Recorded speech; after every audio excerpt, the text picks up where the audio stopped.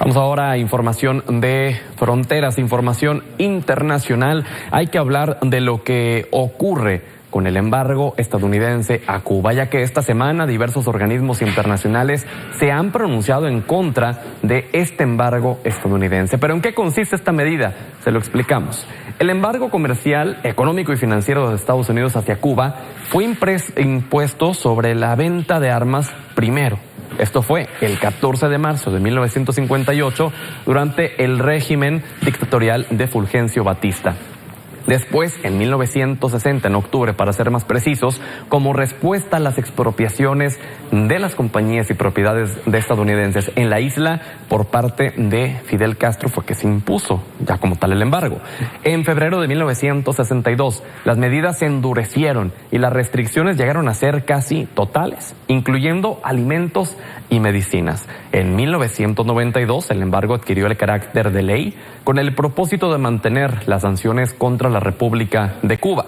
Ya en 1996, el Congreso aprobó la ley Helms-Burton, eliminó la posibilidad de hacer negocios dentro de la isla o con el gobierno de Cuba por parte de los ciudadanos estadounidenses. 3 años más tarde, en 1999, el presidente Bill Clinton prohibió a las filiales extranjeras de compañías estadounidenses comerciar con Cuba por valores superiores a $700 millones anuales, siendo la primera ley transnacional en el mundo. Y a pesar de esta situación, Estados Unidos está entre los 5 principales socios comerciales de Cuba, con el 6.6% de las importaciones.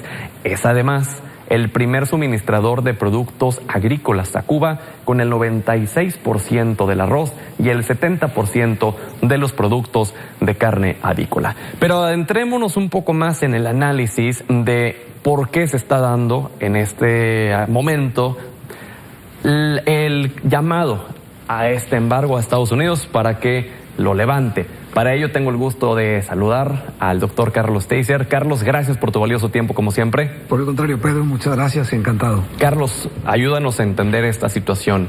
¿Por qué ahora? ¿Por qué se da en este marco el que la ONU y diversos organismos internacionales se pronuncien nuevamente como ya tantas veces lo han hecho?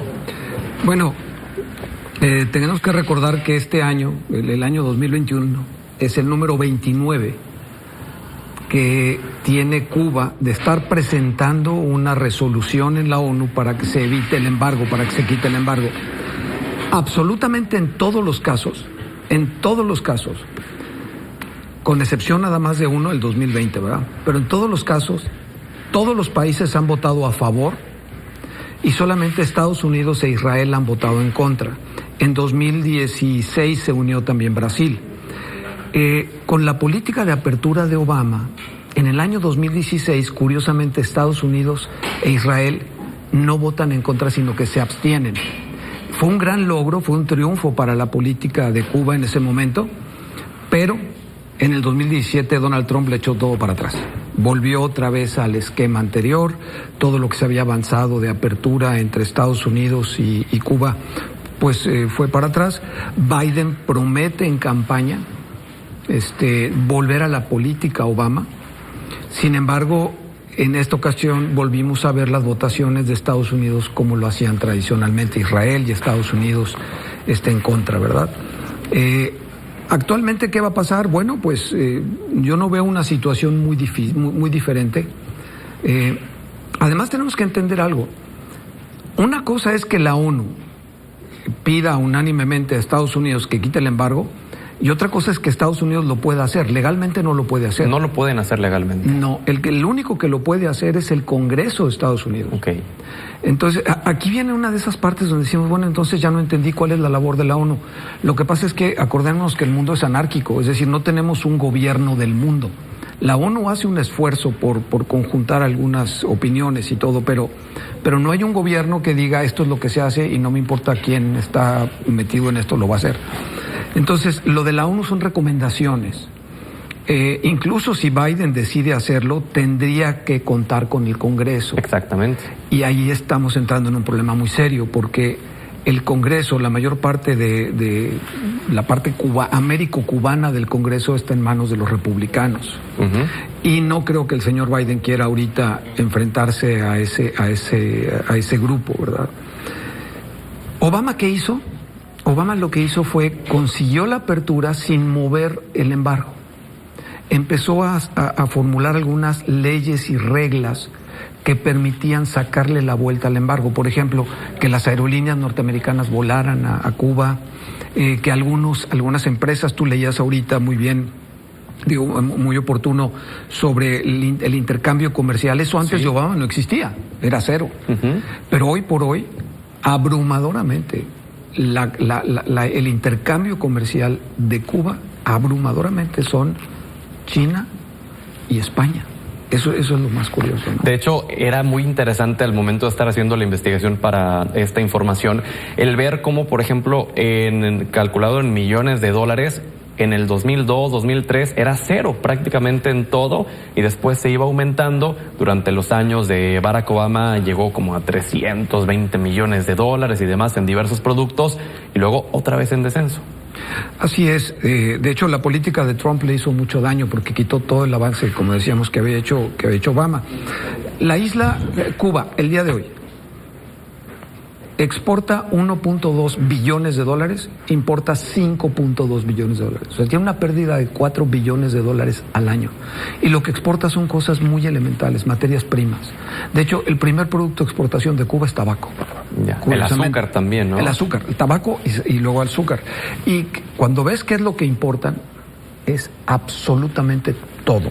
Es decir, no hay nada, ellos no producen nada. Claro, porque cuando fue incluso esta época de la Guerra Fría, la antigua Unión Soviética le dijo, bueno, yo te compro el azúcar que le ibas a mandar a Estados Unidos, te lo pago incluso un mejor precio y demás, y es ahí donde también viene otra crisis. Sí, ahora Rusia pues ya no tiene mucha injerencia. China es ahora el que se presenta como el socio número uno.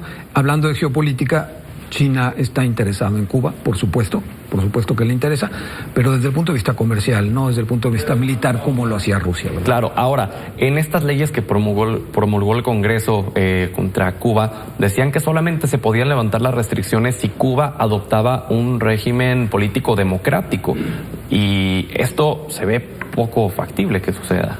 Bueno, si revisamos lo que está pasando en la isla desde enero de este mismo año, ha habido avances muy importantes. Por ejemplo, ahora solamente quedan 125, no estoy seguro el número, pero 125 empleos que solamente puede dar el gobierno, cuando ese número antes pasaba de 3,000. Es decir, antes, si tú querías hacer un trabajo, por ejemplo, de plomero, tenías que contratarte con el gobierno y el gobierno te mandaba a que diera servicio de plomería en donde ellos decían. Ahora tú ya puedes independientemente ofrecer el servicio de plomería. Y eso es un avance muy grande. Pequeñas, medianas empresas ya empiezan a desarrollarse en Cuba. Hay una invitación del gobierno a los ciudadanos cubanos en el extranjero para que inviertan en la isla, pero esto va en contra del embargo también. Exacto. Entonces pues ahí es donde están los puntos álgidos, pero sí se nota como que empieza la apertura de la isla, ¿no? ¿Cuál es tu visión en el mediano plazo para Cuba? Yo creo que la relación con China les va a servir mucho. China es un muy buen ejemplo de un país, vamos a decirlo entre comillas, comunista, y que funciona perfectamente bien. Claro.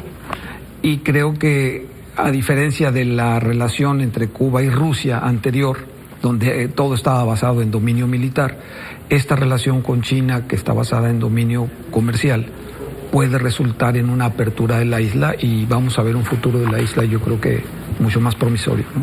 Carlos, como siempre es un gusto y un privilegio que nos puedas acompañar. No, al contrario, muchas gracias por la invitación, encantado. Gracias, doctor Carlos Teissier.